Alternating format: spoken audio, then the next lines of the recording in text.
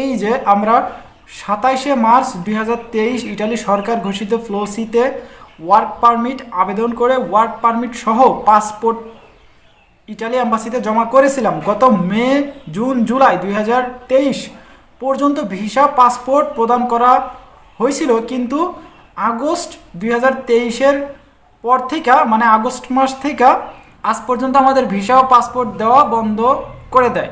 মানে এই যে পাসপোর্টগুলা যেগুলা জুন, জুলাই এই মাসগুলোতে দেওয়া হয়েছিল 2023 সালে, পরবর্তী আগস্ট মাস থেকে যে আটকে গেছিলো, পরবর্তীতে আর কোনো সিরিয়াল মেনটেন করা হয় নাই বা ভিসা সেরকম দেওয়া হয় নাই। পাসপোর্টগুলো রিটার্ন দিয়ে দিছিল, কিন্তু কোনো প্রকার কিছু করা হয় নাই।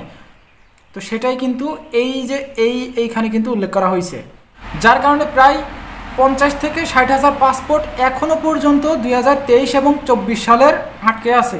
এই পাসপোর্টগুলো দ্রুত নিষ্পত্তির দাবিতে আপনার কাছে নিবেদন, আমরা যাতে খুব দ্রুত একটা সমাধান পাই, এই রকম একটা আবেদন কিন্তু রাখা হয়েছে। তো কিছু পয়েন্ট এখানে তুলে ধরা হয়েছে, 5 থেকে 6টা পয়েন্ট।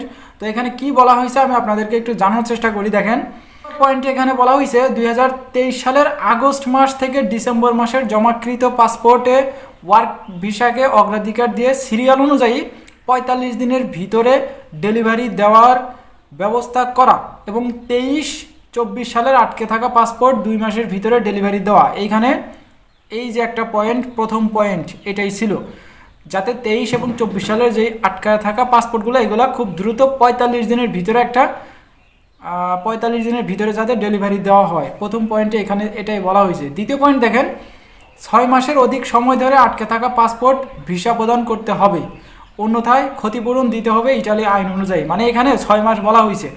যারা 23-24 সালে জমা দিয়েছেন তাদের তো অলরেডি 1.5-2 বছর হয়ে গেছে, যারা 23 সালে জমা দিয়েছেন। আর যারা 24 সালে লাস্টে জমা দিয়েছেন এবং 25 সালে জমা দিয়েছেন, মানে 6 মাস বলা হয়েছে এখানে। যারা এই যে 25 সালেও জমা দিয়েছেন তাদের কথাও কিন্তু এখানে উল্লেখ করা হয়েছে। আপনারা ভাইবেন না যে আপনাদের পাসপোর্ট আটকে আছে, আপনারা সমাধান পাইতেছেন না, এখানে আপনাদের কোনো কথা বলা হবে না। এখানে আপনাদের নিয়েও কিন্তু কথা বলা হয়েছে। এখানে বলা হয়েছে টোটালে 6 মাসের ভিতরে যেই পাসপোর্টগুলো জমা পড়ছে এগুলো যাতে খুব দ্রুত ক্লিয়ার করে অনলি 45 দিন একটা টাইম দেওয়া হয়েছে। এরপরে লিখছে, দীর্ঘদিন পাসপোর্ট আটকে থাকার কারণে অনেক কর্মীর সঠিক মূল্যাবস্থা ওয়ার্ক পারমিট মালিক প্রত্যাহার করে নিয়েছে। তাদেরকে বাংলাদেশ সরকারের উদ্যোগে ইটালিয়ান সরকারের সাথে আলোচনা করে নতুন মূল্যাবস্থা ওয়ার্ক পারমিট দিয়ে কর্মসংস্থানের ব্যবস্থা করতে হবে। তো এখানে 3 নম্বর যে পয়েন্টটা এখানে খুবই গুরুত্বপূর্ণ, সেটা হলো দীর্ঘদিন পাসপোর্ট, যেখানে 90 দিনের ভিতরে ভিসা দেওয়ার একটা কথা তারা কিন্তু দিছিল, তারা সেই রেফারেন্স নাম্বারে সেটাই উল্লেখ করছে 90 দিনের ভিতরে আপনি একটা সমাধান পাবেন। তো 2 বছর হয়ে গেছে, কোনো প্রকার সমাধান তারা দেয় নাই, তো তারাও কিন্তু আইনটা ভঙ্গ করছে। সেক্ষেত্রে অনেকে মূল্যাবস্থা মালিক রিভোক করে দিতেছে। এটা আপনারা অনেকেই জানেন যে মালিক সঠিক থাকার পরেও কিন্তু অনেক মালিক আপনাদেরকে রিভোক করে দিতেছে। ইমেইল পাঠানোর পরেও কিন্তু মালিক যে লোকটা যাবে সেটাকে নিতে অনীহা জানাইতেছে। তো যার কারণে প্রচুর পরিমাণে ক্ষতি হইতেছে। যারা টাকা পয়সা দিয়েছেন তাদেরকেও কিন্তু একটা আর্থিক সমস্যায় পড়তে হইতেছে। তো 4 নম্বর পয়েন্টটা একটু খেয়াল করেন। 4 নম্বর পয়েন্টটা যারা নতুন জমা করছেন বা করবেন তাদেরকে নিয়ে 4 নম্বর পয়েন্টটা, বর্তমানে নতুন মূল্যাবস্থা বা ওয়ার্ক পারমিট দিয়ে ভিসা আবেদনকারীদের ভিসা পেতে 3 মাসের বেশি সময় অপেক্ষা করতে না হয় সেই একটা ব্যবস্থা করা। এখানে একদম কিন্তু গুরুত্বপূর্ণ পয়েন্টগুলোই উল্লেখ করা হয়েছে। ভিএফএস গ্লোবালের ওয়েবসাইটে 5 নম্বর পয়েন্ট দেখেন, ভিএফএস গ্লোবালের ওয়েবসাইটে প্রতিদিনের ডেলিভারি আপডেট তুলে ধরতে হবে, যাতে করে সকল ভুক্তভোগীরা প্রতিদিনের ডেলিভারি সম্পর্কে অবগত থাকে। হ্যাঁ, এইটা করলে ভালো হবে। তারপরে এটা আমার মনে হয় এই পয়েন্টটা তেমন একটা গুরুত্বপূর্ণ না, কারণ ভিএফএস গ্লোবাল জমাই বেশি নেয়, ডেলিভারি খুবই কম দেয়। সেক্ষেত্রে তারা এত পরিমাণ তাদের ওয়েবসাইটে ডেলিভারির যে সংখ্যাটা সেটা কিন্তু তারা তুলে ধরতে পারবে না, কারণ এত কাজে তারা ব্যস্ত থাকে। এইগুলোর ভিতরে সময় দিতে গেলে বেশি সময় চলে যাবে।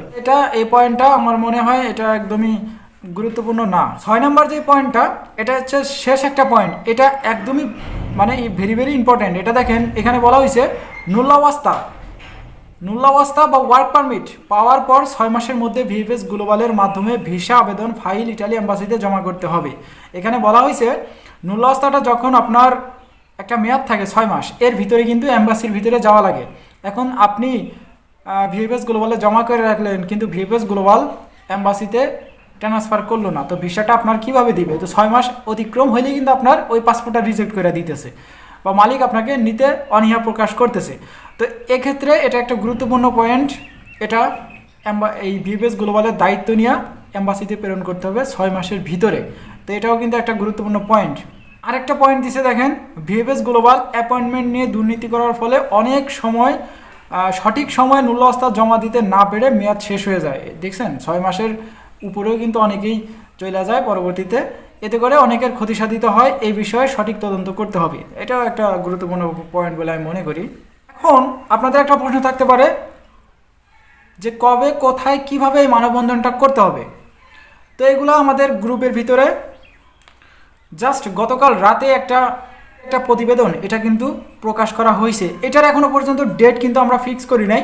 তো খুব দ্রুত একটা ডেট ফিক্স করে আমি আপনাদেরকে জানার চেষ্টা করব। যেহেতু আপনারা প্রচুর সংখ্যক মানুষ আমাদের এই চ্যানেলে আসেন, এখনো পর্যন্ত ভিডিওগুলো দেখেন, যারা প্রতিনিয়ত দেখতেছেন তাদের উদ্দেশ্য করে বলতেছি, খুব দ্রুত আপনাদের এই জানুয়ারি মাসের ভিতরেই একটা মানববন্ধনের ডেট ফিক্স করা হবে, যেগুলো 23-24 মানে সকল ভুক্তভোগী নিয়ে একটা মানববন্ধনের ডাক দেওয়া হবে। তো এখন একটা সর্বশেষ ভিএফএস গ্লোবাল এবং এম্বাসির এবং পররাষ্ট্র মন্ত্রণালয় থেকে সর্বশেষ একটা আপডেট এবং সেই আপডেট নিয়েও একটা গুরুত্বপূর্ণ আপডেট দিলাম ভিডিওর প্রথমে। এই ছিল আজকের ভিডিও, দেখা হচ্ছে নেক্সট একটা ছোটোখাটো ইনফরমেশন ভিডিওতে। ততক্ষণ পর্যন্ত আপনারা সুস্থ থাকবেন, ভালো থাকবেন।